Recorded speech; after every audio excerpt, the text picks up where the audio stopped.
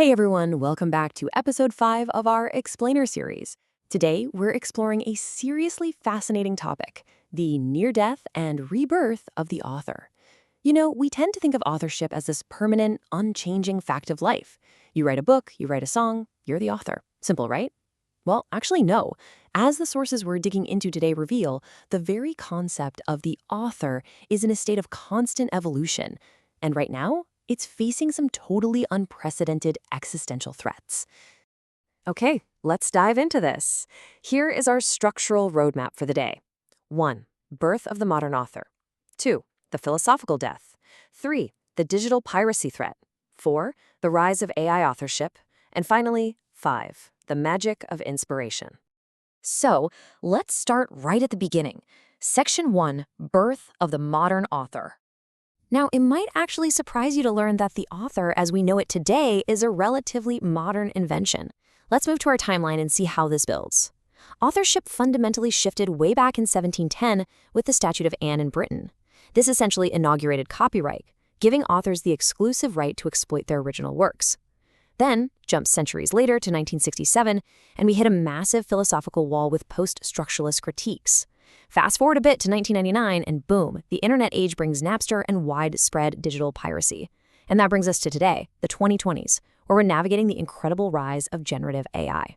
But before all those modern threats arrived, the 18th and 19th centuries really elevated the creator to what theorists call the romantic author god. It's a great term. Copyright law essentially established proprietorship, treating a work of art exactly like real estate.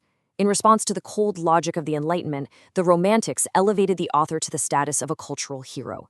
They were seen as these divinely inspired geniuses creating wholly original works from scratch. Their personal intention was everything. But, of course, nothing lasts forever. Which brings us to Section 2, the philosophical death. By the mid-20th century, the defining blow came in a famous 1967 essay by the French theorist Roland Barthes. It was literally called The Death of the Author. Barthes argued that authors aren't original gods at all.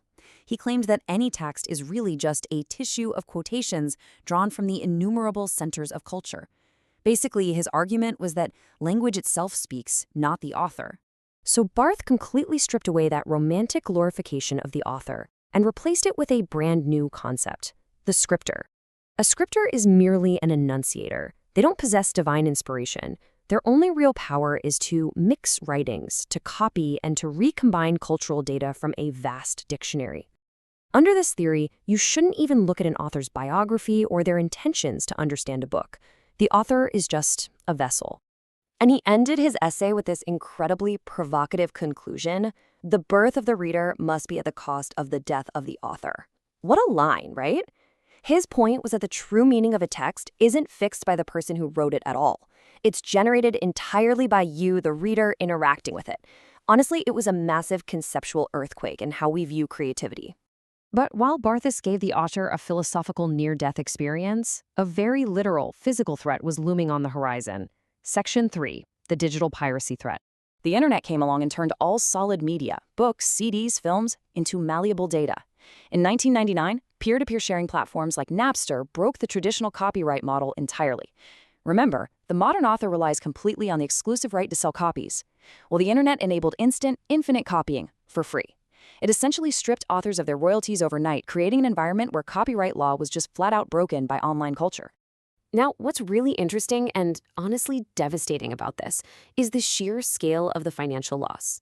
The music industry was hit first, and it was hit hardest. Global music revenue peaked in 1999 at a whopping $39 billion. But by 2014, due to the rampant spread of illegal downloading and file sharing, that number plummeted to just $15 billion. That is a catastrophic drop, one that terminated countless creative careers. And it wasn't just musicians taking the hit. Across the board, creators suffered immensely. According to a survey by the Authors Guild, there was a staggering 42% decline in authors' earnings over a single decade. The real human cost here is that incredibly talented writers, filmmakers, and musicians were forced to abandon their careers entirely, simply because the digital age made it nearly impossible to earn a living from their work. Which brings us to the newest and perhaps most profound existential crisis of them all. Section 4, Rise of AI Authorship. We are now in an era where big data and artificial intelligence are autonomously generating art. Take this, for example. A program called EMI, that stands for Experiments in Musical Intelligence, was fed a massive database of Bach compositions.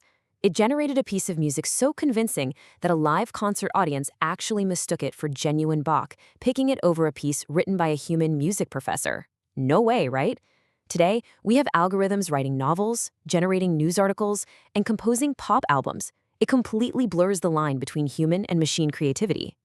And this brilliantly illustrates an incredible historical irony. Think back to Roland Barthes' concept of the human scripter from 1967, someone who doesn't originate ideas but just mixes and recombines existing cultural texts. Well, that is the exact, literal definition of modern generative AI. The AI accesses a vast digital database, searches for patterns, and recombines that data into new works. Artificial intelligence is quite literally the ultimate realization of the death of the romantic author. So, if a machine can perfectly mimic human creation, what is left for us? That brings us to our final part, Section 5, the magic of inspiration. Let's contrast them directly. AI art relies entirely on mimicry and pattern processing. As researchers are quick to note, an algorithm has absolutely no feeling brain. It fundamentally lacks emotion. Human art, on the other hand, is built on empathy, unconscious inspiration, and a true emotional connection. A really perfect example of this uniquely human spark is the story of Paul McCartney writing the hit song Yesterday. He literally woke up from a dream with the melody completely formed in his head. Because he didn't have lyrics yet, he just walked around his house singing scrambled eggs, oh my baby, how I love your legs. I mean, that kind of mysterious, unconscious inspiration, taking a human being entirely by surprise, that is something a machine processing big data simply cannot experience. As cognitive scientists and authors like Leo Tolstoy have argued, true art isn't just a handicraft or a neat arrangement of data. It requires accumulating diverse emotional experiences. It's about feeling joy, grief, heartbreak, and resilience. It requires, as one researcher beautifully put it, fighting your way through the maze of life. Art is the transmission of deeply felt, lived experience to forge a profound connection between human beings.